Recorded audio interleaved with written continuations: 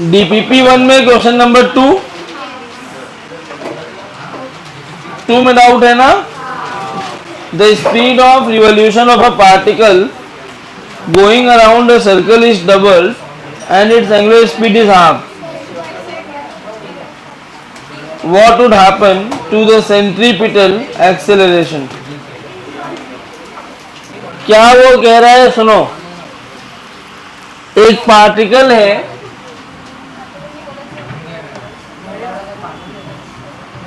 वो इस सर्कल में घूम रहा है। कौन नहीं है?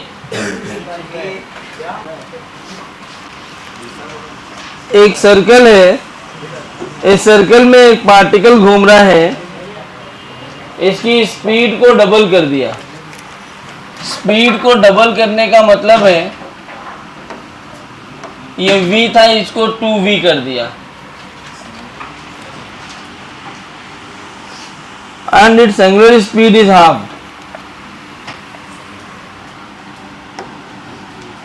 जो इसका ओमेगा था अब ये हो गया omega by 2। What happens to the centripetal acceleration? Centripetal acceleration क्या होता है? v स्क्वायर बाई r, या फिर आप बोल सकते हो r ओमेगा स्क्वायर। अब r कहाँ से मिल जाएगा? v is equal to r omega से। तो ये देखो 2v अपॉन ओमेगा बाई 2। तो r की अच्छा तो v स्क्वायर मतलब 2v का स्क्वायर, r का मतलब है 4v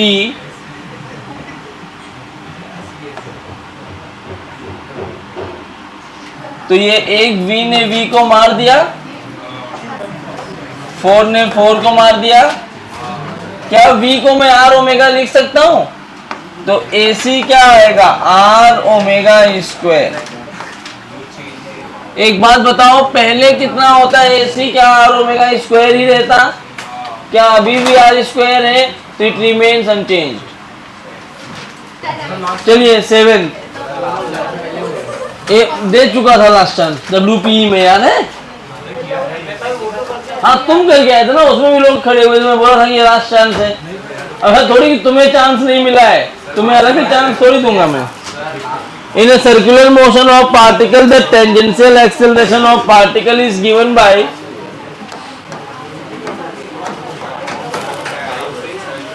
नाइन मीटर पर सेकेंड स्क्वायर। बच्चों प्लीज अब चुप हो जाओ। वो वर्टिकल सर्कुलर मोशन खत्म हो चुका है ना? हाँ, चैप्टर हो गया था, बोल दिया था ना। हाँ ठीक है, क्वेश्चन कर लो, क्योंकि जैसे ही खत्म होगा क्वेश्चन में सेंटर ऑफ मास चालू करवा दूंगा।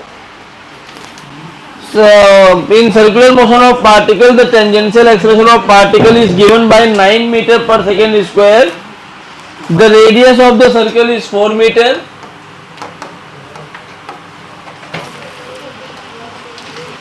The particle was initially at rest. Time after which total acceleration of particle makes an angle of 45 degree with radial acceleration. देखो क्या पूछ रहा है बच्चा, ये क्लास नोट्स में ऐसे क्वेश्चन कराया हूं मैं। ये है एक सर्कल,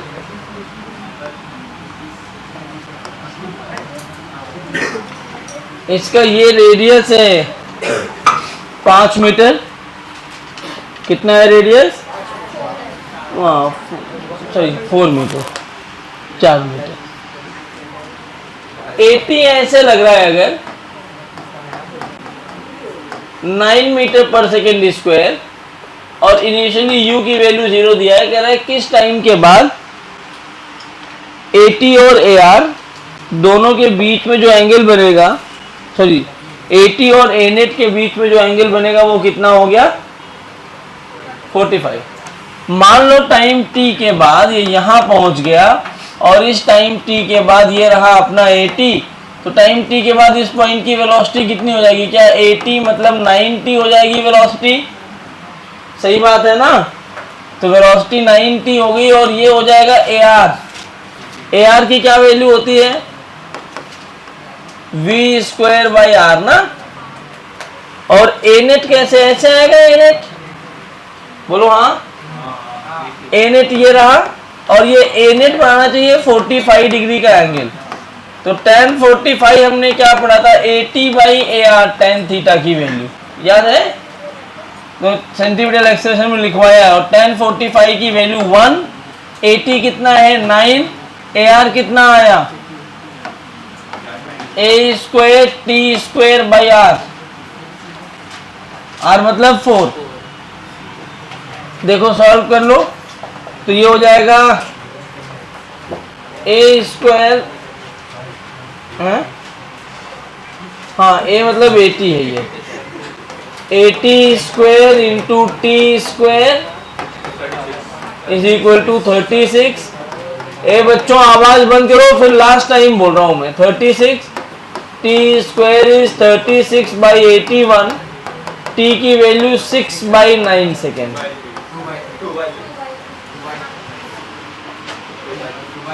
हाँ चलो डीपीपी 2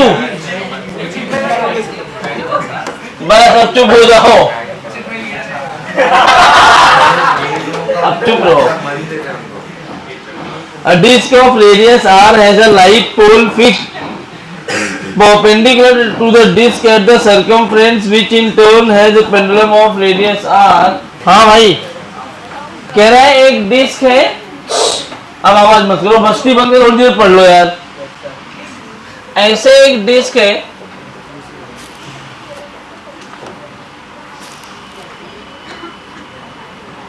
ये रेडियस आर दिया है, ये डिस्क में ऐसे रेडियस है इसका, ये ओमेगा है। A disc of radius r has a light pole fixed perpendicular to the disc at the circumference, okay, light pole है ये, यहां ऐसे एक पोल है which in turn has a pendulum of length r attached to its other end as shown in figure। यहाँ एक pendulum लगा हुआ है, ये 30 डिग्री दिया है, ये r दिया हुआ है।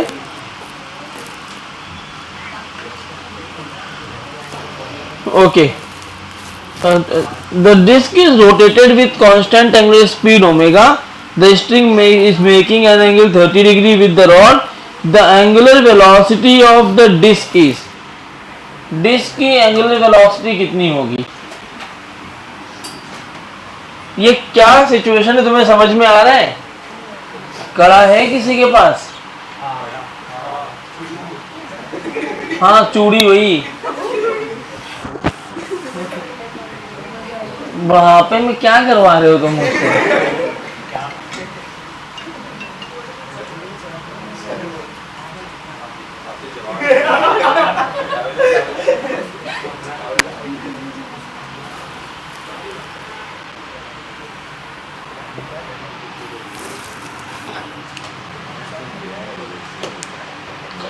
ये ऐसा है सवाल कि ये डिस्क है अपना, इस तरह से इसका फ्रंट व्यू देखोगे, ये इसकी एक्सिस है, इसके अबाउट ये ऐसे रोटेट कर रहा है, ऐसे इस तरह से रोटेट कर रहा है, ठीक है।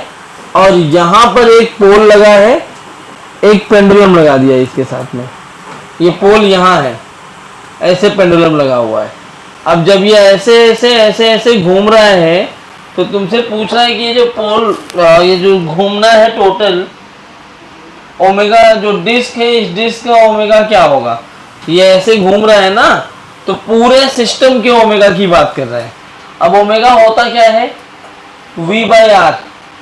क्या होता है ओमेगा? अगर मैं v बाई आर से ओमेगा नहीं निकाल पा रहा हूं तो मैं ऐसे भी कर सकता हूं ओमेगा के लिए कि net force acting on the disc towards the centre of the disc, net force acting on the disc at its centre, ऐसा लिख दो, is equal to M R omega square. हाँ बोलो, समझ में आया क्या सिचुएशन? ऐसे घूम रहा है इस तरह से।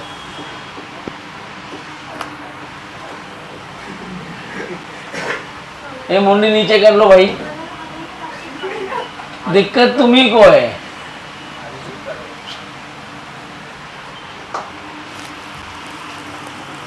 क्या पीछे पहुंच गया थोड़ी गिरेगा। तो इस पूरे सिस्टम में एक सब ढोलक बजा लो यहाँ बैठ के फिर। तो इस पूरे सिस्टम का ओमेगा चाहिए और आंसर जी और आर के टर्म्स में दिया है।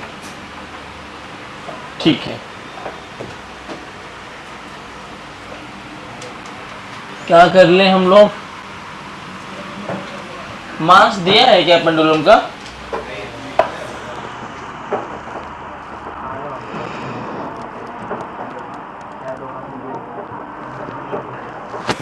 एक बात बताओ, अगर ओमेगा से घूम रहा है ये,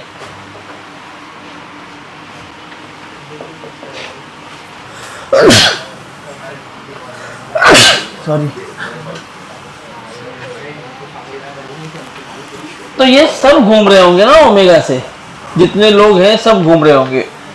तो मैं क्या करूं, एक बात बताओ, क्या ये घूमेगा, अगर ये ओमेगा से घूम रहा है तो ये भी ऐसे ओमेगा से घूमेगा, रिजिड बॉडी है।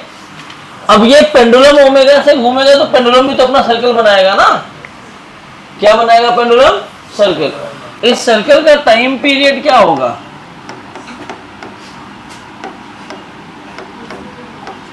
यही तो होता टाइम पीरियड।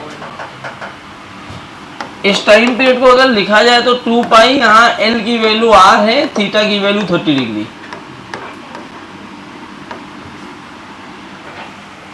जी को जी दिया ना, तो यहां से t की value 2 pi root over R cos 30 कितना, √3/2। ठीक है क्या? ठीक है, ये कौन सी वैल्यू आई है? टाइम पीरियड की। हम अगर ओमेगा निकालें तो क्या होता है, ये हो गया ना ओमेगा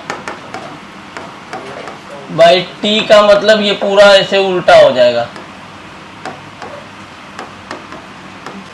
है कोई ऑप्शन?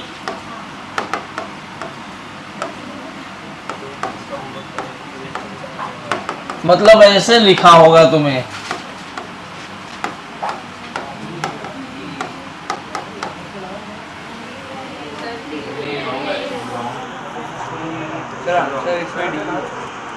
To ji by 3√3। कुछ गड़बड़ हुआ क्या? कैलकुलेशन वाइज देखो यार, वो ओमेगा से घूमेगा, क्योंकि कौन बोल रहा है ये ओमेगा से घूम कैसे रहा है? ये ओमेगा से इसलिए घूमेगा क्योंकि पूरा सिस्टम अगर घूम रहा है तो पोल को भी तो घूमना ही पड़ेगा ना। रिजिड बॉडी के जितने पॉइंट्स होते हैं सब एक दूसरे के अबाउट घूमते हैं। यहाँ मैंने ओमेगा लिखा है, हाँ यहाँ नहीं, यहाँ से घूम रहा होगा, कोई फर्क नहीं पड़ता, वो तो एक ही बात है ना। जब ऐसे घूम रहा है कहीं भी घूमे, वो तो खाली रोटेशन का साइन दिखाया कि तुम्हारा वो जो पोल है वो घूम रहा है। यहाँ मैंने ऐसे पोल लगाया, अगर मैं इसको घुमाऊंगा तो ये भी तो ऐसे से घूमेगा। एक जगह पे ये फिक्स है ना पोल, तो ये भी तो घूमेगा इसके साथ में। तो जैसे ये घूम रहा वैसे तो ये भी घूमेगा, नहीं समझा? हाँ या ना? पक्का? तो ओमेगा वेमेगा सही है। 2 pi root L cos theta by G, L की वैल्यू आर लिया हमने। अगर मस्त छापा है गुरु, मस्त छापा है ना, लेकिन छापा है कि नहीं? तो वही चीज तो ये भी है, फिर यहाँ क्यों नहीं आ रहा है जो तुम कर रहे हो? और यही तो हमने कॉनिकल पेंडुलम में किया था, यही तो प्रूव करके हम लोग वो लाए थे, root over L cos theta by G time period.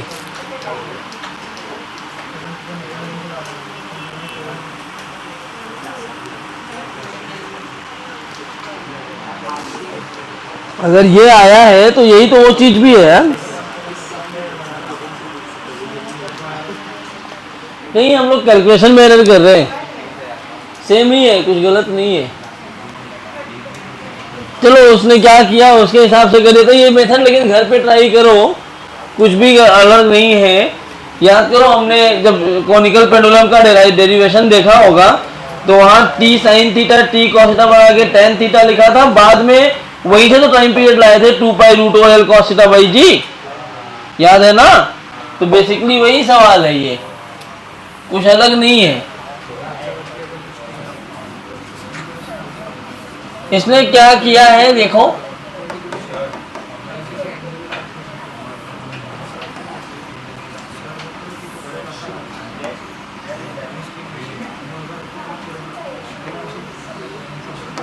ये ऐसे घूम रहा है, यहाँ एक पोल है, ये रेडियस r दिया है, यहां से एक ऑब्जेक्ट ऐसे बंधा हुआ है,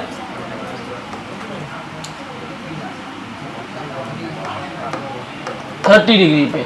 तो अगर ये ओमेगा से घूमा तो ये भी ओमेगा से घूमेगा ऐसे। तो जो ये तुम्हें पार्टिकल दिख रहा है, ये वाला पार्टिकल, इसका ये सर्कल बनने लगेगा, ठीक है। तो इस सर्कल का सेंटर कितना होगा, यहां से यहां तक, ठीक है। तो इसका सेंटर अगर मैं लिखता हूं तो ये रेडियस अगर अपने को r दिया है, ये अगर अपने को r दिया है तो ये हो जाएगा r साइन 30।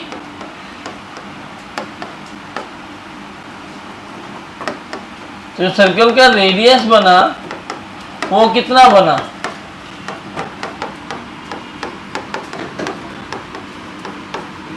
3r/2। अच्छा एक मिनट में इससे करके देखता हूँ टाइम पीरियड क्या आ रहा है, अपने आप समझ में आ जाएगा।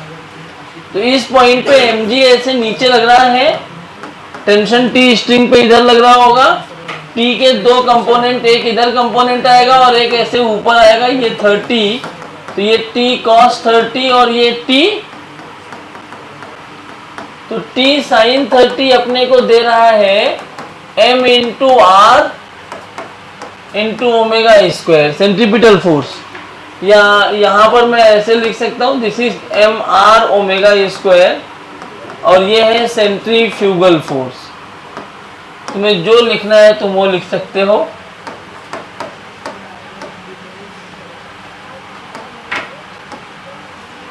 और दूसरा इक्वेशन आएगा T cos 30 mg के बराबर।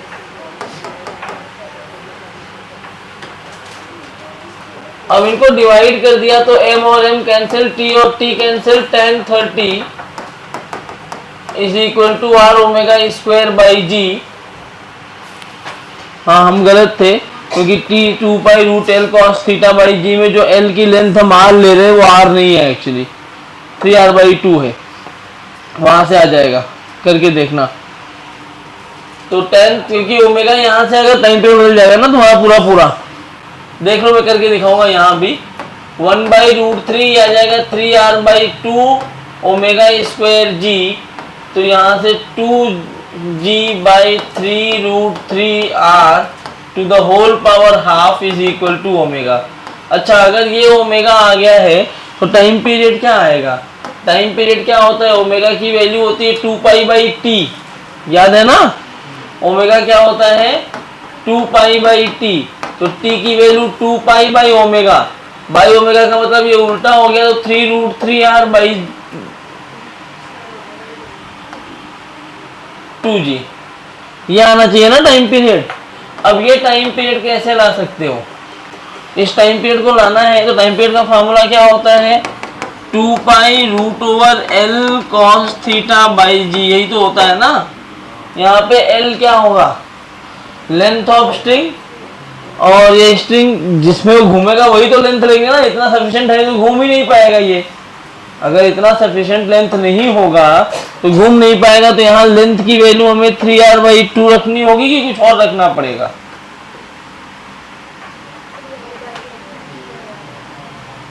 सोच के बोलो, लेंथ ऑफ स्प्रिंग क्या होगी, स्ट्रिंग की, तो ये स्ट्रिंग की लेंथ होगी ना भाई, तभी तो इसके उस पर घूम पा रहा है। तो ये वाली लेंथ कितनी होगी, अगर ये r दिया है तो ये कितना जो भी है r cos आएगा शायद, तो ये टोटल लेंथ यहाँ पे r cos 30 का मतलब है √3r/2 इंटू √3r/2 कितना होता है?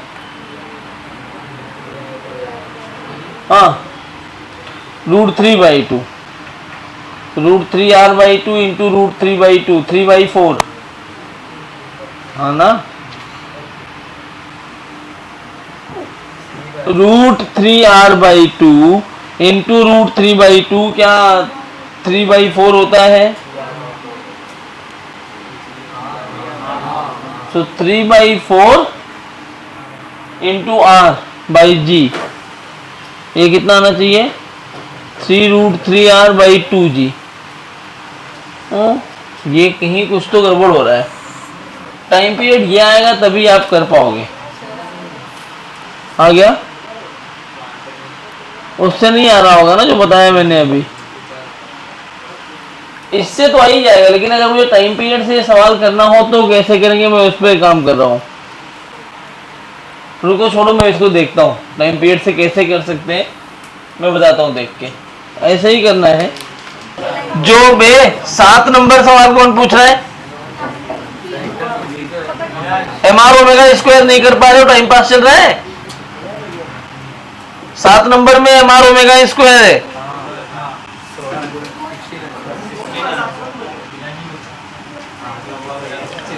5 नंबर देखो, तो टाइम पास मत करो। अगर तुम्हें नहीं किया है तो बोलो ही मत। The maximum tension in the string of an oscillating pendulum is twice the minimum tension. What is the angular amplitude? Angular amplitude का मतलब समझ रहे हो? अभी एक्चुअली यहाँ पे दे दिया है, ये SHM का ही सवाल है बेसिकली। सिंपल हार्मोनिक मोशन जब पढ़ोगे, ऑसिलेशन जिसको बोलते हैं, वहां पे आता है एंगुलर एम्पलीट्यूड निकालने के लिए आपको टॉर्क निकालना आना चाहिए, और अभी आप टॉर्क पढ़े नहीं है, तो ये सवाल छोड़ के लिख दीजिए, SHM के बात करना है।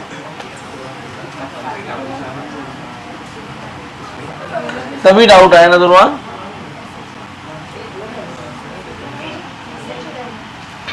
क्वेश्चन नंबर 6 किसने पूछा है? Okay. A string of length L is fixed at one end and carries a mass capital M at other end.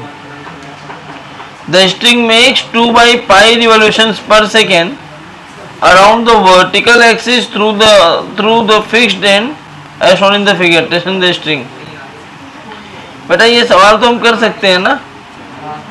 Frequency दिया मतलब ओमेगा की वैल्यू दी है, तो mg t, यही वाला सवाल है। t sin theta is equal to mr⍵², t cos theta is equal to mg, और t पूछा हुआ है तुमसे, तो पहले थीटा निकाल के फिर t निकालना पड़ेगा। कर लोगे? हो जा रहा है क्या? हाँ मतलब मैंने सब बता दिया, अगर हो रहा है तो ठीक है। t sin थीटा mr⍵² में r की वैल्यू l sin थीटा हो जाएगी, तो थीटा चाहिए होगा लेकिन, अच्छा बाद में r/l रख दोगे। अरे एक ही इक्वेशन से हो रहा है, t sin theta is equal to mr⍵², r की वैल्यू यहाँ पे हो जाएगी l sin थीटा, और sin थीटा की वैल्यू बन जाएगी r/l। हाँ हो रहा है क्या?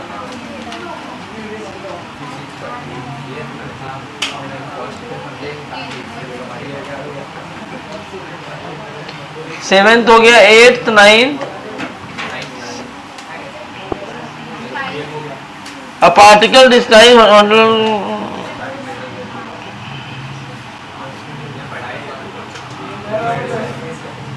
अरे ये पढ़ाया है, कौन बोल रहा है नहीं पढ़ाया? ये पढ़ाई कर ले तो ठीक था थोड़ा, तुम भी जान जाते क्या पढ़ाया है क्या नहीं।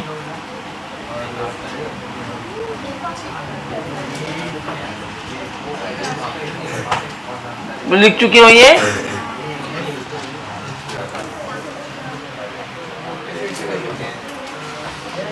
A particle describes the horizontal circle on a smooth surface of an inverted cone. Inverted कोन में ऐसे बना रहा है ये,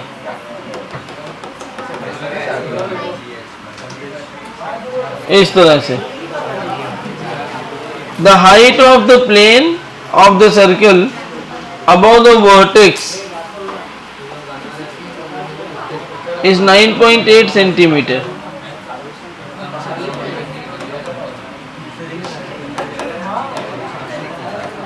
ये 9.8 दिया है, बराबर। द स्पीड ऑफ पार्टिकल, बेटा ओमेगा निकाल लो, वहां से आ जाएगा ना, वही तो करना है। फिर से T sine theta is equal to M R omega square, यहां से ओमेगा मिल गया, ओमेगा इज वी भाई यार, सिंपल सवाल है। जो इक्वेशन सभी बना रहे थे कॉनिकल पेंडुलम में, तो 9th में टी साइन और टी कॉस वाले सवाल ही करने, वही पहले जैसा कर लो, 10 तो है नहीं डाउट।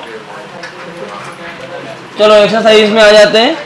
अगर आप लोग चुप बैठ जाएंगे तो अच्छा रहेगा, तुम बहुत बात कर रहे हो दोनों। एकदम लास्ट टाइम बोल रहा हूँ, मजबूर मत कर दो कि मैं तुम्हें उठाऊं और बाहर कर दूं। तुम लोगों ने देखा सुना तो होगा ही, देखा नहीं होगा कि रूबी में एक बच्चा गया। हाँ, कोई भी हो सकता है दूसरा, जरूरी नहीं है कि जिस लेवल तक वो गया उस लेवल तक ही इंतजार करूं। क्लास का डिसिप्लिन भी मेंटेन नहीं कर रहे होगे तो मैं बता रहा हूं, मैं निकलवा दूंगा। आखिर जब तुम घर से कसम खा के निकले हो मुझे पढ़ना ही नहीं है, तो कम से कम 1 लाख 1.5 लाख रुपए जो भी तुम्हारी फीस बची होगी वो घर वालों को फायदा मिल जाए उसका। तो नहीं पढ़ना तो मतलब क्या है फिर यहाँ आकर के? टाइम पास चल रहा है क्या? एक्सरसाइज बहुत सारे लोगों ने नहीं किया है, करके आओ अगले लेक्चर में सब लोग। तब मैं डिस्कस करता हूँ। डीपीपी 1-2 हो गया है। डीपीपी 1-2 को चलो मैं थोड़ा सा तुम लोगों को रियायत दे रहा हूँ। डीपीपी 1-2 दोनों के सवाल 5-5 बार करके आने, और एक्सरसाइज एक बार करके आना। तब अगले लेक्चर में मुझे याद दिलाना, आते ही पहले मैं डाउट कराऊंगा 1 घंटा, फिर पढ़ाऊंगा। सर्कुलर के डाउट्स खत्म हो जाने चाहिए आज, मतलब अगले लेक्चर में। कितने 32-33 सवाल बचे हैं उसमें? 34 है ना? हाँ 34 कर लो एटलीस्ट। एक्सरसाइज का पहला पार्ट कर लो, दूसरा पार्ट तो एडवांस वाला ऑप्शनल रखो, करने का मन है करो या मत करो, लेकिन पहले मेंस वाली एक्सरसाइज सबको कंप्लीट करके रखनी है क्लास के अंदर ही।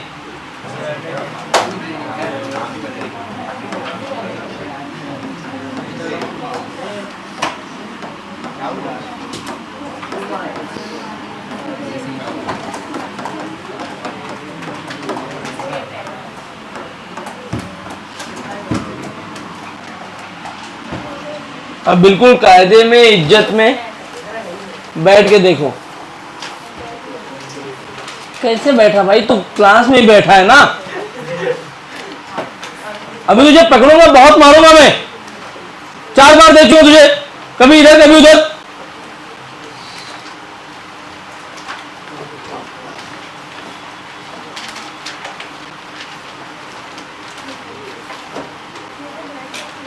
सीधा नहीं बैठ पा रहा तू?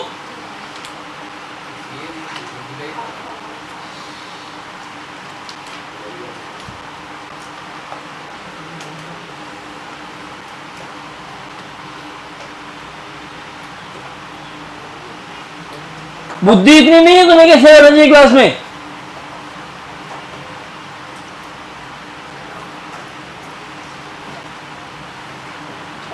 दिमाग का विकास होना बंद हो गया एकदम से।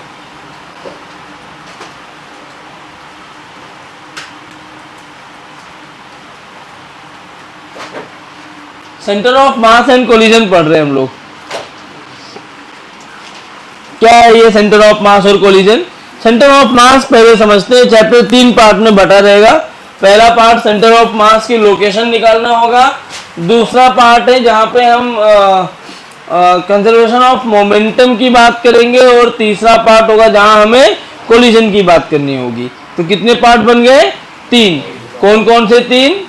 लोकेशन निकालना है और कंजर्वेशन ऑफ मोमेंटम और कोलिजन। तो 3 पार्ट है। तो पहले पार्ट की बात करते हैं। सबसे पहले सेंटर ऑफ मास क्या चीज है?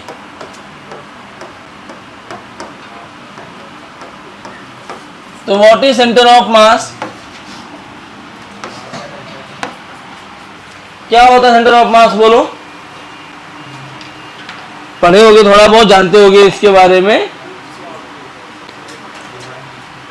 बोलो बोलो, कुछ पता है किसी को? हाँ बोलो जो आ रहा है।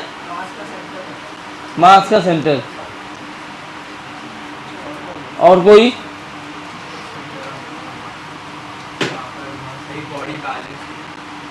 अच्छा, और कोई? सही बोलो, गलत कोई नहीं हो, लेकिन मैं और सुनना चाह रहा हूँ।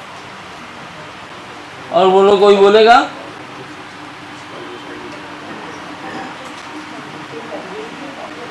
तो मुझे नहीं बोल पाता, प्रॉम्प्ट करना है उसको। चैट जीपीटी है क्या तू?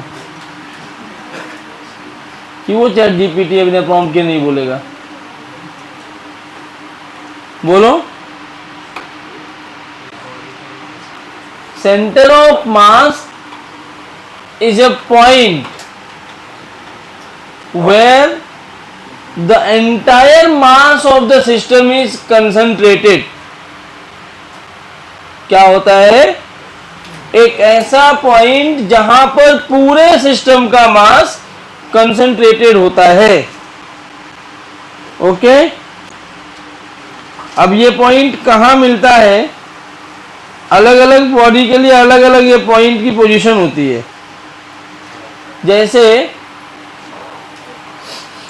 मैं इस बॉडी की बात करूं, ये पेन मेरे हाथ में है, अगर मुझे इसका सेंटर ऑफ मास ढूंढना है तो मैं ऐसे हाथ चलाऊंगा बिना किसी फोर्स के, जितना ये चल पाएगा उतना चलाऊंगा। जहां मेरी उंगलियां आके जुड़ जाएंगी ना, जिस पॉइंट पे जुड़ रही हैं उंगलियां, that is the centre of mass. अब अगर मैं इजिली उस सेंटर ऑफ मास का जो पॉइंट दिख रहा है मुझे,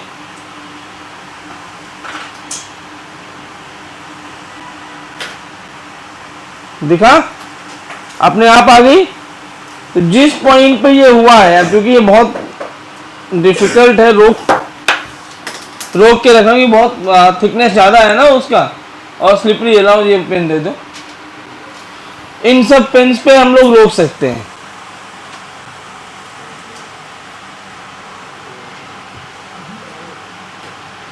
दिखा? अभी सेंटर ऑफ मास पर पूरी बॉडी का वेट जो है वो रुका हुआ था, पूरी बॉडी का मास था। अब मैं इसको कितना भी तेज लेके चलूंगा ना, जब तक मेरा हाथ नहीं हिलेगा ये गिरने वाला नहीं है। देखिए सेंटर ऑफ मास बेसिकली दिख रहा है, देख रहे हो? अब हिला क्योंकि मैं अपने हाथ, मेरा मूवमेंट जो है वो नॉन यूनिफॉर्म है, तो अलग अलग पोजीशन पे ये हिल रहा है, तब भी गिरा नहीं है, तो ये सेंटर ऑफ मास है। तो इस तरह से हम सेंटर ऑफ मास निकाल सकते हैं।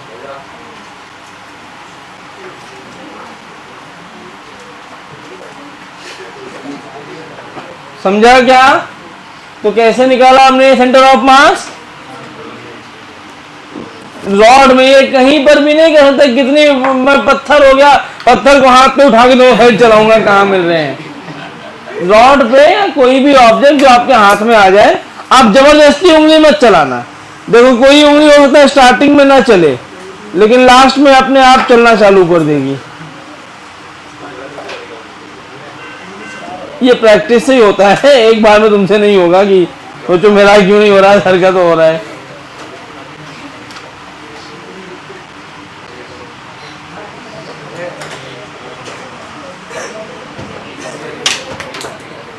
हमेशा नहीं होता। लाओ, हो गया, एक बार समझ गए ना? तो ये कहाँ मिला आपको?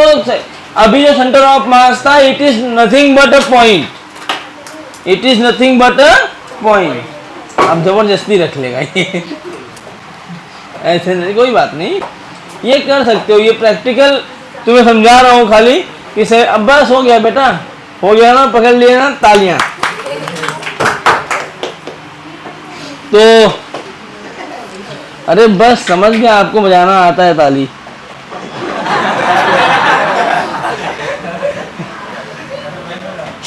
मैं गलत क्या बोला इसमें?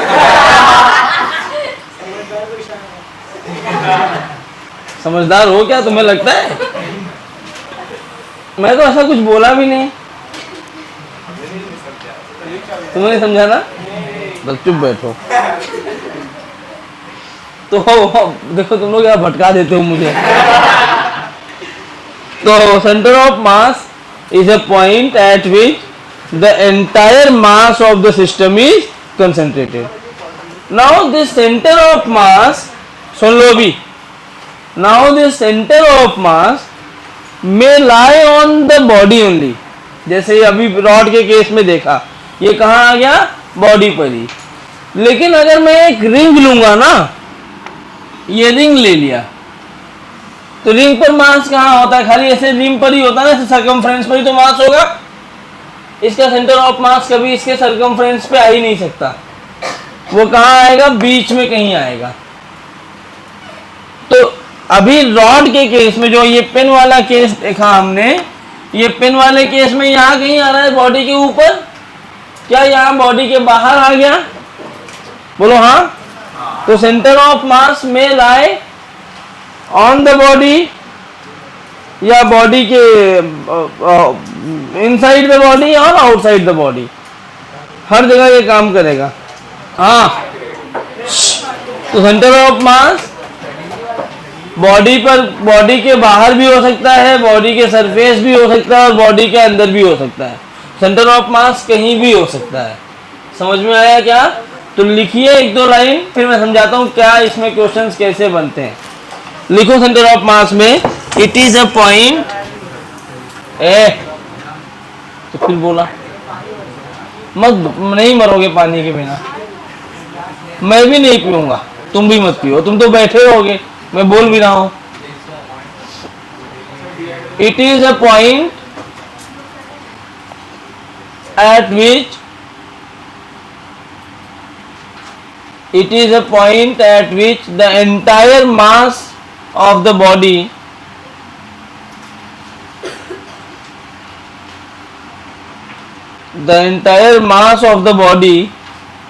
is concentrated। समझा? entire mass of the body is concentrated। second point लिख लो, it may lie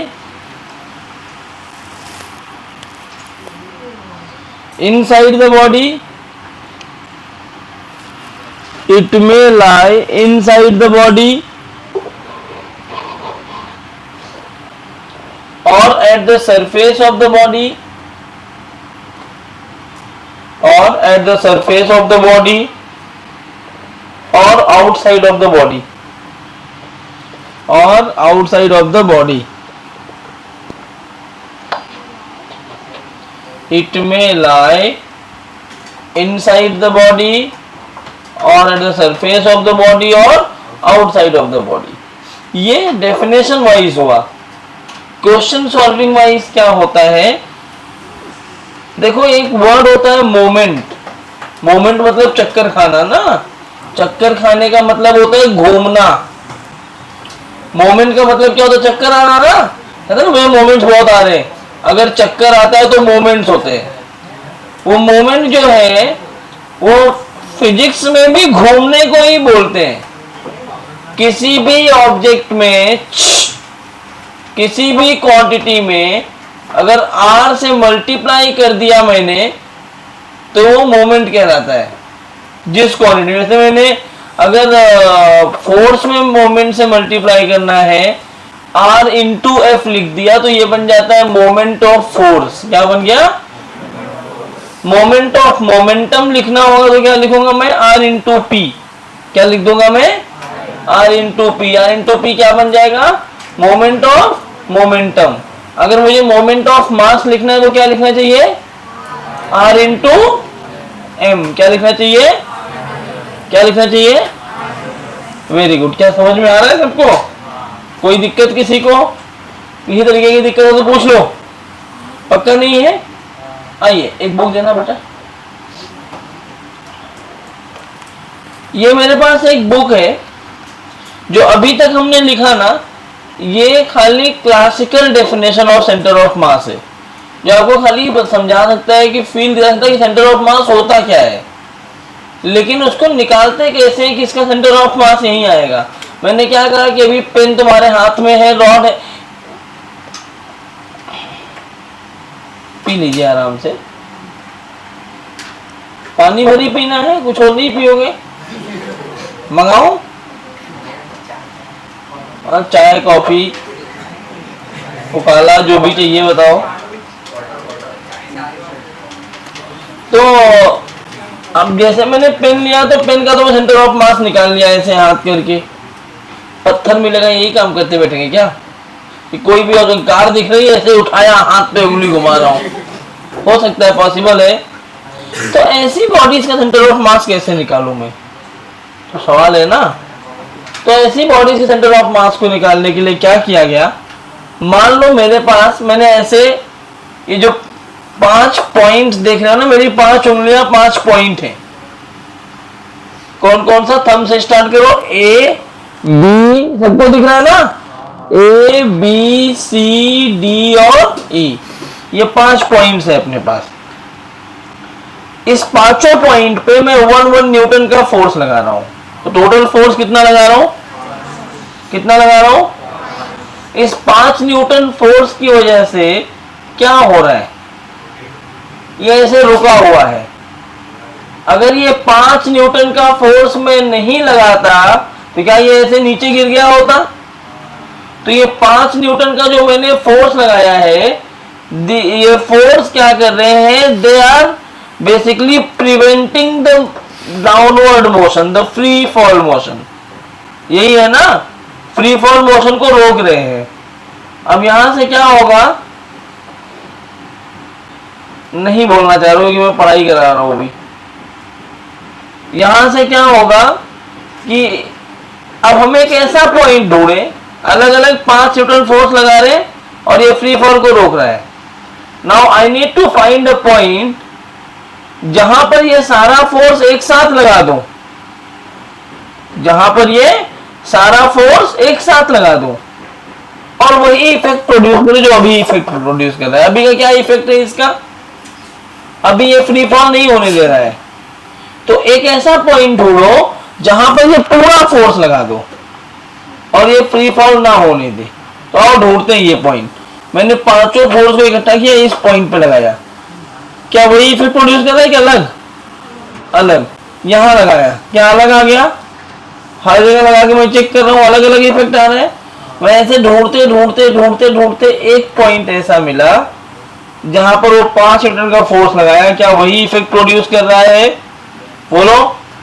तो ये वाले पॉइंट को हम क्या बोलेंगे, क्या बोलेंगे, इस पॉइंट को क्या बोलेंगे, तो सेंटर ऑफ मास को अगर मुझे बताना है, मैथमेटिकली प्रूफ करना है, तो मैंने क्या बोला कि जिस तरह का मोमेंट इंडिविजुअल पार्टिकल का होगा, जिस तरह का मोमेंट मतलब जिस तरह का इफेक्ट इंडिविजुअल पार्टिकल क्रिएट करेगा, उन सब इफेक्ट का सम सेंटर ऑफ मास के इफेक्ट के बराबर होना चाहिए।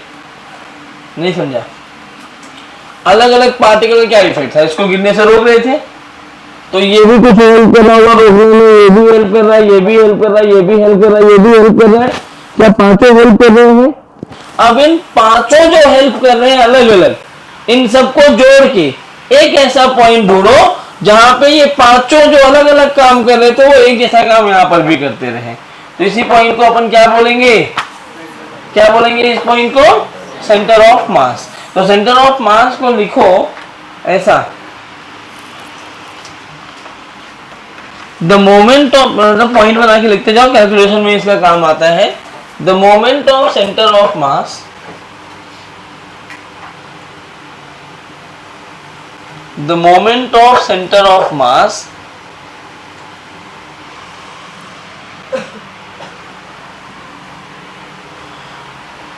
the moment of center of mass is equal to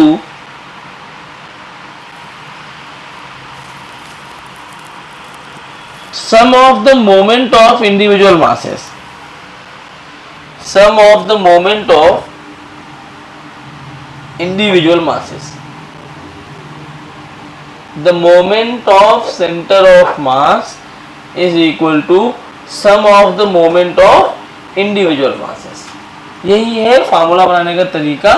अब ये बेसिकली क्या निकालने की बात कर रहे हैं पता है कि सेंटर ऑफ में क्या सीखा, सेंटर ऑफ मास कहाँ आएगा, कहाँ आएगा मतलब उसकी लोकेशन कहाँ होगी, कहाँ आएगा मतलब क्या होता है, where is the location of centre of mass. अब जैसे मैं बोलूं लोकेशन, तो लोकेशन किस बात पे डिपेंड करता है, रेफरेंस पॉइंट पे। जैसे मैं तुमसे पूछूं चर्चगेट कितनी दूर है, तो आपने बोला 20-25 किलोमीटर, 25 बोल दिया मान लो 25 किलोमीटर। तो इसका ये मतलब नहीं कि कोई श्रीलंका में बैठा होगा उसके लिए भी चर्चगेट 25 किलोमीटर ही है, कोई दादर में होगा उसके लिए भी 25 किलोमीटर है, तुम विले पार्ले में हो तुम्हारे लिए 25 किलोमीटर, कोई अंधेरी में है तो भी 25 है। क्या फिक्स हो गया क्या 25? तो चर्चगेट कितनी दूर है वो इस बात पे डिपेंड कर रहा है कि कौन देख रहा है। क्या चर्चगेट अपनी जगह से चल रहा है क्या, आज चर्चगेट यहाँ है कल चर्चगेट वहां पहुंच गया, चर्चगेट तो अपनी जगह ही है ना, तो लोकेशन चर्चगेट की चेंज हो रही है क्या? चर्चगेट अपनी जगह पर ही है, location of Churchgate is not changing but it's coordinate is changing by changing the reference frame. समझ में आया? तो आपसे बोले चर्चगेट कितनी दूर है, तो आप बोलोगे चर्चगेट विले पार्ले से 25 किलोमीटर है, पार्ले बुक डिपो से 25 किलोमीटर है। तो आपने क्या सेट किया, एक रेफरेंस पॉइंट जहां से 25 है। मान लो कोई अंधेरी में खड़ा है तो बोलता कि चर्चगेट अंधेरी से 30 किलोमीटर है। समझ में आ रहा है? चर्चगेट अपनी जगह है, हमने क्या चेंज कर दिया, रेफरेंस पॉइंट चेंज करने से क्या चेंज हुआ, डिस्टेंस, डिस्टेंस मतलब कोऑर्डिनेट्स। क्या चेंज हुआ, क्या चेंज हुआ, कोऑर्डिनेट्स चेंज हो गए, लेकिन क्या चर्चगेट बदल गया क्या अपनी जगह से? चर्चगेट वही का वही है, its coordinate has been changed. समझ में आया क्या?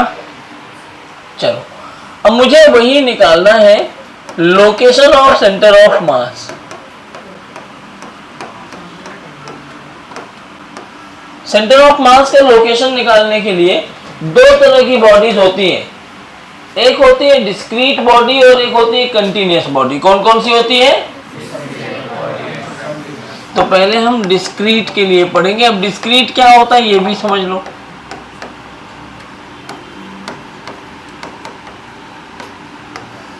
जैसे मान लो, उसको मारो एक थप्पड़,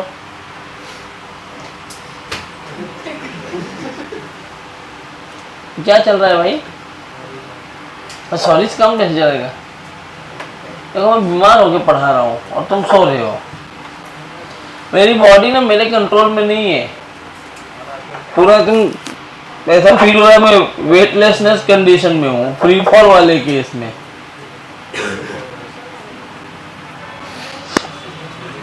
डिस्क्रीट बॉडी का मतलब होता है, जैसे मान लो एक रॉड लिया मैंने, तो रॉड पे क्या हर जगह पे ऐसे मास बटा हुआ है भाई। कोई भी रात को तुम इस रॉड को कितने भी टुकड़े में काट लो, कितना भी पीस बना लो इस रॉड का, क्या हर एक पीस का मास होगा? भले 1 मिलीग्राम हो लेकिन मास तो होगा। कहीं से भी काटो, इतना पार्ट काट के अलग करोगे इससे भी मास मिलेगा। रिंग ले लिया, तुम कहीं भी काटो इसमें मास तो मिलेगा ना, सही बात है कि नहीं? तो इन सबको हम कंटिन्यूअस बॉडी बोलते हैं, जहां पे मास बटा हुआ होता है, इन सबको हम क्या बोलते हैं? Continuous body. क्या बोलते हैं? अब डिस्क्रीट किसको बोलेंगे? मान लो एक मास मैंने यहां रख दिया, एक यहां रख दिया, एक यहां रख दिया, इन सबको एक ट्रायंगल से ऐसे रखा है कि एक ट्रायंगल फॉर्म कर पा रहे हैं। अब अगर मैं यहां काटूंगा तो मास मिलेगा क्या? हाँ, कहा यहाँ कहा मास है, यहाँ पॉइंट तो 3 ही रखा है, इधर कोई मास नहीं है, इस जगह पे कोई है ही नहीं। यहाँ जहां पे मैंने लाइन बनाई है यहाँ पे कोई मास नहीं है ना, तो तुम्हें यहाँ पर मास मिलेगा। क्या ये कॉर्नर्स पे पॉइंट मासेस रखे गए हैं? जब ऐसे पॉइंट मासेस रखे होते हैं तो उनको हम डिस्क्रीट बोलते हैं। क्या बोलते हैं? मतलब छोटे छोटे छोटे छोटे अलग अलग पार्टिकल्स हैं। समझ में आया? पॉइंट मासेस का कलेक्शन है ये। क्या है ये? डिस्क्रीट मास का मतलब कलेक्शन ऑफ पॉइंट मासेस। अब कैसे निकालते हैं लोकेशन, ध्यान से देखो। सबसे पहला काम, हाँ, कलेक्शन ऑफ पॉइंट मासेस। अरे भाई मैं बहुत सारे पॉइंट मासेस ले लूं, उसको ऐसे कोने कोने में रख दूं, पूरे पर नहीं फैलाऊं, खाली कॉर्नर्स पे रखते जाओ तो डिस्क्रीट हो गया। और ऐसे पूरा मिला करके एक रॉड बना दूं तो कंटिन्यूअस हो गया। ऐसा कोई बड़ा डेफिनेशन नहीं है। जब तुम एक रॉड को लेके काट रहे हो और मल्टीपल पार्ट्स में, तो हर एक पार्ट तुम्हारा पॉइंट मास ही बनता जा रहा है। उस पार्ट को अलग अलग कॉर्नर्स पे रख के जाओ तो डिस्क्रीट बन गया। ठीक है? ऐसा समझो जब पूरे पर मास बटा होगा, rod, ring, sphere, disc, plate, तो वो कंटिन्यूअस होगा। In all other cases it is discrete. अब डिस्क्रीट में क्या है, मान लो ये मेरा रेफरेंस पॉइंट है 0,0,0। एक बॉडी है M1। कौन है? M1।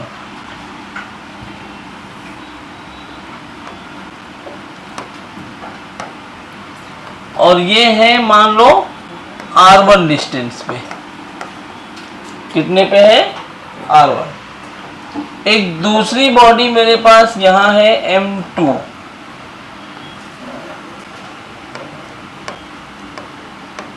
ये मान लो R2 डिस्टेंस पे है।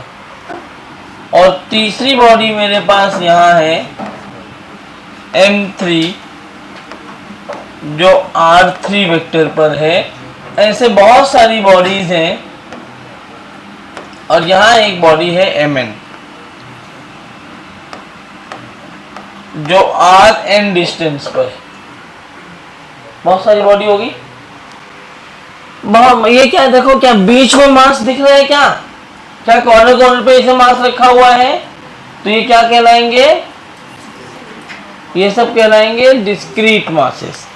इनका मुझे सेंटर ऑफ मास बताना है, तो एकदम सिंपल तरीका है सेंटर ऑफ मास बताने का। इन सब लोकेशंस का, जितनी भी लोकेशन देख रहे हो, इन सब का कहीं ना कहीं तो एक सेंटर पॉइंट आएगा। मान लो ये इसका सेंटर ऑफ मास है, तो बेटा अगर ये सेंटर ऑफ मास है तो इसका मतलब क्या है? It is a point at which the entire mass of the system is concentrated. तो क्या यहाँ टोटल मास हो जाएगा M1 प्लस M2। इतनी थियरी है, थियरी खत्म। ये चैप्टर पूरा कैलकुलेटिव है। प्लस Mn, सारे मास जुड़ गए। इसका लोकेशन बताना है, रेफरेंस पॉइंट से ये कितनी दूर है। तो मान लो ये RCOM दूर है। कितनी दूर है? तो बेसिकली हमें इसी RCOM की वैल्यू निकालनी है। तो RCOM की वैल्यू निकालने के लिए क्या करते हैं, हम ऐसे लिखते हैं अभी जो पढ़ा, moment of centre of mass is equal to sum of moment of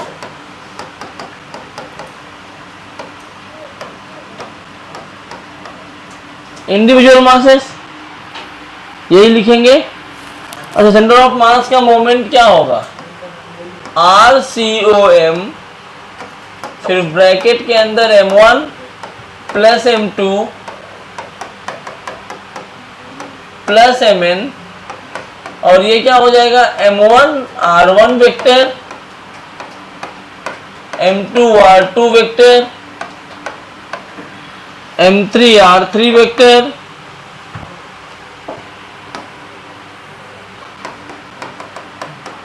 plus Mn Rn vector.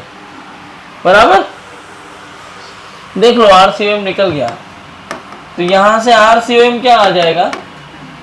M1 R1 vector, और ऐसे लिखते चले जाऊंगा मैं M3 R3 वेक्टर,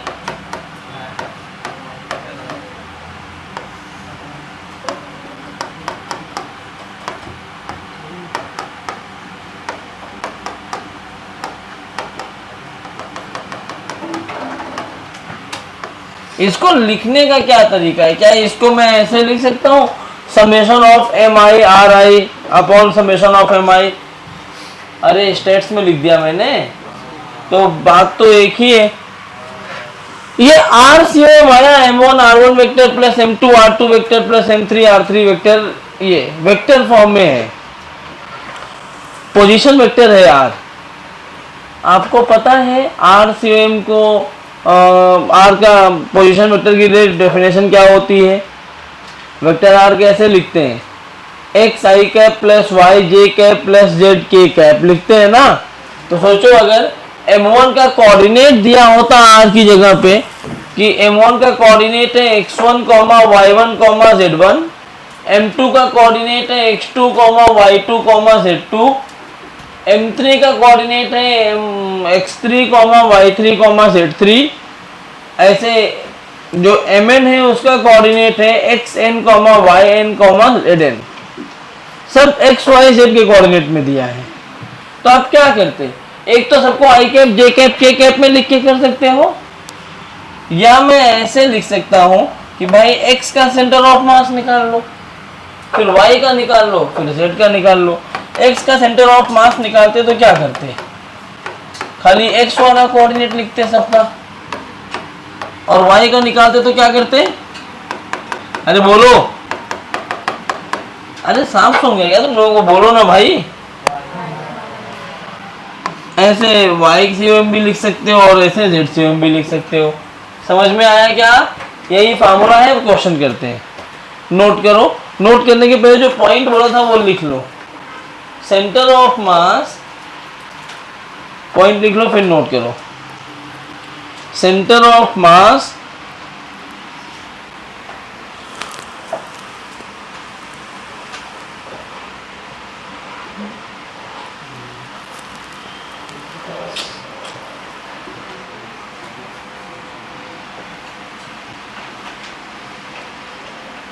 गलत बोल दिया मैंने। The location of centre of mass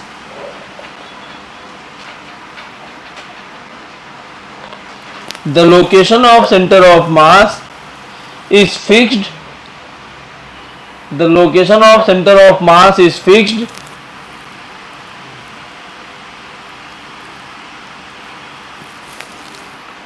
but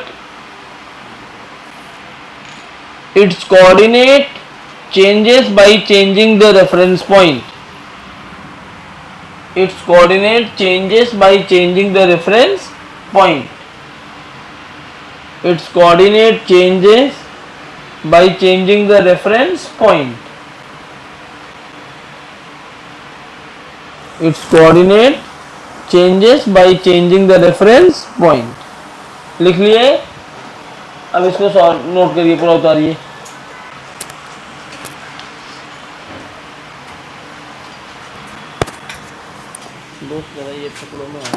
चलो, एक यहां पे मास रखा है m1, d डिस्टेंस पे एक यहां पर मास रखा है m2, इनके बीच का डिस्टेंस है d,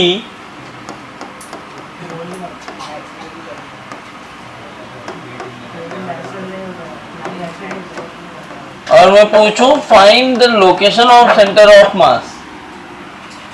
तो आपको सबसे पहले क्या बताना पड़ेगा? कोई भी एक पॉइंट, रेफरेंस पॉइंट लेना पड़ेगा। आपकी मर्जी, चाहे जहां ले लो, लेकिन जब कुछ नहीं पता है तो यहां लेना ज्यादा अच्छा रहता है। मान लो सेंटर ऑफ मास यहां कहीं आ रहा है, कहीं भी मान सकते हो, और इसका कोऑर्डिनेट क्या हो जाएगा? x, 0। भाई इसको ओरिजिन ले तो x, 0, तो ये यहाँ पे मैंने ओरिजिन लिया, तो ये क्या हुआ? x, 0, और इसका कोऑर्डिनेट क्या हो गया? हमें निकालना क्या है? x निकालना है ना, सेंटर ऑफ मास की लोकेशन, तो x ही आएगा। अच्छा, y से m क्यों नहीं निकाल रहा हूं मैं? क्योंकि सब y में सब 0 0 ही है ना, तो y में 0 ही आएगा। x से m निकाल लो। कैसे निकालते हैं x से m? m1 x1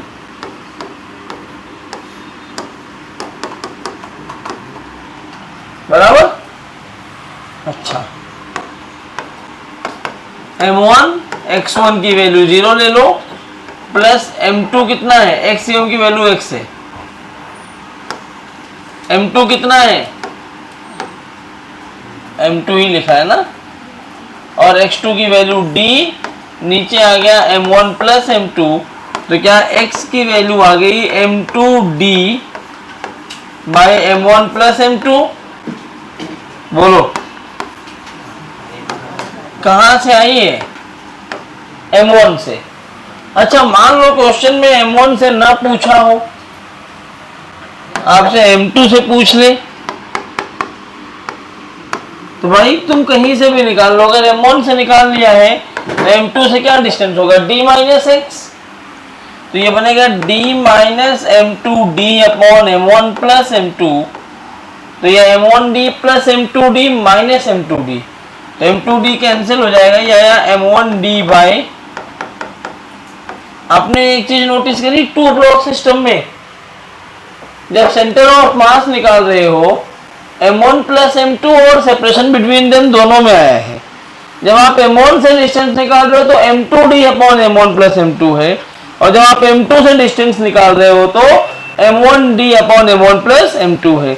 इसका मतलब ये है कि कभी भी अगर दो ब्लॉक वाले सिस्टम आ जाए और तुमसे बोले कि यहां से सेंटर ऑफ मास निकालो, तो आप क्या करोगे, जिस पॉइंट से सेंटर ऑफ मास पूछा है कुछ सॉल्व नहीं करना है, आपको लिखना है दूसरा mass multiplied by distance between the masses upon sum of total, sum of the masses. समझा क्या, तो इस तरह से हो गया। अब इस सवाल में ना मेरा काम बहुत कम है, आपको आना चाहिए मैथ्स, क्योंकि कोऑर्डिनेट ज्योमेट्री अच्छे से इसमें आना चाहिए। जैसे मान लो एक इक्विलेटरल ट्राइंगल है यहाँ पे, जिसका साइड है 1 मीटर, यहाँ इस कॉर्नर पे 1 kg मास रख दिया है, इस कॉर्नर पे 2 kg मास रखा है, और इस कॉर्नर पे 3 kg। सवाल वही है, find the location of centre of मास। मैं बार बार सवाल नहीं लिखूंगा, ट्राई करिए। और फिर एक सवाल है,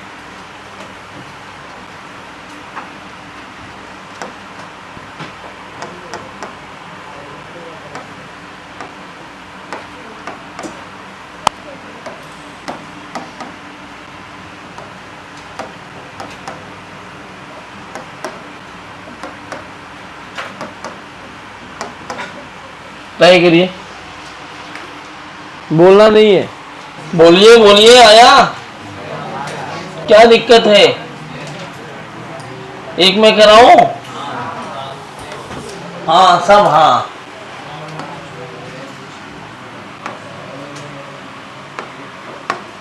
इस पॉइंट को मैं 0,0 मान लेता हूं, सबका कोऑर्डिनेट लिख दो बस। इस पॉइंट का कोऑर्डिनेट क्या होगा, 1,0। इस पॉइंट का कोऑर्डिनेट लिखना होगा तो मैं पहले यहां से x में इतना चलूंगा, और ये है कितना, हाफ, तो x कोऑर्डिनेट हाफ हो गया। y कोऑर्डिनेट कितना होगा, ये वाली लाइन, और ये लाइन कितना होगा, जरा पाइथागोरस से निकाल लो, √1² माइनस 1/4, तो ये आएगा √3/2, तो 1/2 कॉमा √3/2। कोऑर्डिनेट सबको लिखना आता है ना, अरे बोलो, खाली कोऑर्डिनेट लिखा है, कुछ नया कर रहा हूं क्या, बस कोऑर्डिनेट लिखना आना चाहिए। तो अगर ये कोऑर्डिनेट लिख दिया तो x UM क्या आएगा, देखो इसमें x और y दोनों आ गए, दोनों आएंगे। x UM में आएगा m1 x1 m2 x2 m3 x3 m1 plus m2 plus m3, तो x UM आएगा 2 प्लस 3/2, 7/6 2 जा 12, ये। और y COM लिखना होगा तो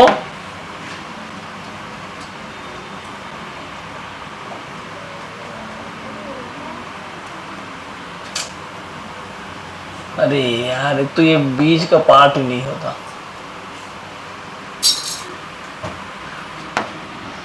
हाँ, तो y COM लिखोगे तो 1 into 0 2 into 0 3 into √3/2 by 1 plus 2 plus 3, तो ये बन जाएगा 3√3/12, मतलब √3/4।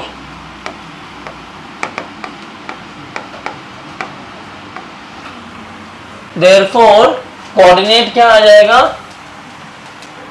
7/12 अपॉन √3 सॉरी 7/12 कॉमा √3/4। समझा मैंने क्या किया है? किसी को दिक्कत है? दिक्कत तो पूछ लो।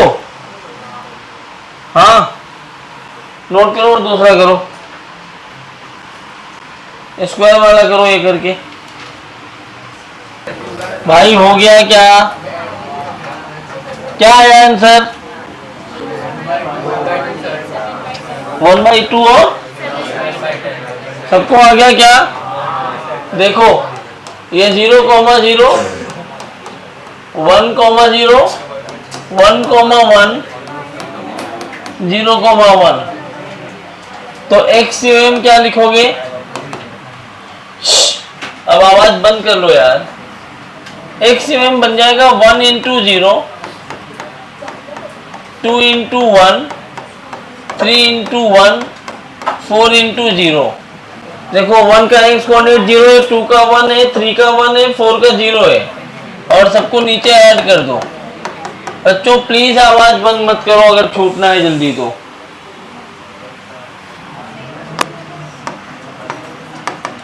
To plus 3 5/10 half metre. ऐसे YCM अगर निकाला जाए तो 1 0 2 0 3 1 और सबसे घटिया बैच की फीलिंग क्यों दे रहे हो तुम लोग?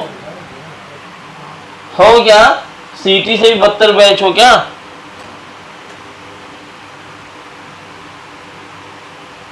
नाम ही जेई का है क्या तुम्हारा? खाली तमीज ही नहीं है पढ़ने की, बातें हुई जा रही है, पीछे घूमा इधर घूमा बातें शुरू। एक मछली पूरे तालाब को गंदा कर रही है, तुम्हारे पास तो मछली बोले ही चले जा रही है, कितना भी रोक लो।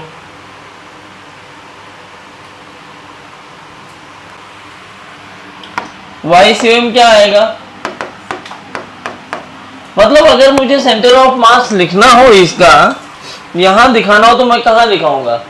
ओरिजिन से 1/2 का मतलब यहां y पे कितना 0.7 तो 0.7 का मतलब है ये 0.5 यहां कहीं पे, ये इसका सेंटर ऑफ मास होगा 1/2 7/10। समझा क्या? अच्छा और सवाल कैसे आते हैं देखो। तो जाओ अगले लेक्चर में दिखाता हूँ आज बस।